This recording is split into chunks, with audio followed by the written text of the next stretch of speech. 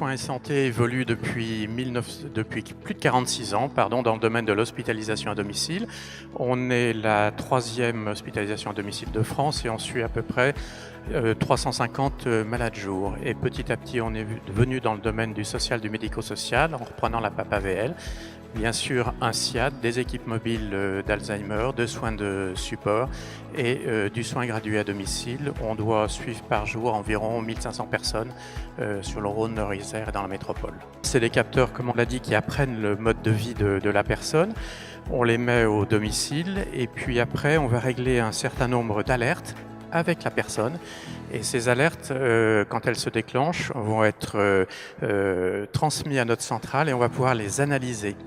Et après, on va pouvoir intervenir soit par téléphone, soit directement au domicile. On est là pour accompagner. En fait, c'est la domotique au service de l'accompagnement, mais il y a quelqu'un au bout du fil, il y a nos équipes qui sont là au bout du fil, qui sont rodées en termes d'évaluation et d'orientation du domicile, puisqu'ils prennent en charge depuis de nombreuses années le soin complexe à domicile. On ne fait pas que transmettre un message d'urgence. On n'appelle pas les pompiers ou les familles? On n'appelle pas, il y a quelque chose aujourd'hui entre les pompiers et le zéro, et on est là pour intervenir et vraiment pour accompagner la personne. On a travaillé avec Domo Safety depuis 4 ans sur cette innovation, et on l'a lancé cette année en Suisse avec une autre plateforme. Et aujourd'hui, c'est 450 abonnés et ça a transformé, vous parliez de l'expérimentation qu'on a fait sur les Gentianes, ça a nous transformé la prise en charge des résidents et la prise en charge par l'équipe pluridisciplinaire des Gentianes. Avec le crédit d'impôt, c'est 60 € par mois et je le redis, c'est vraiment un accompagnement puisque nos équipes peuvent aller au domicile du patient.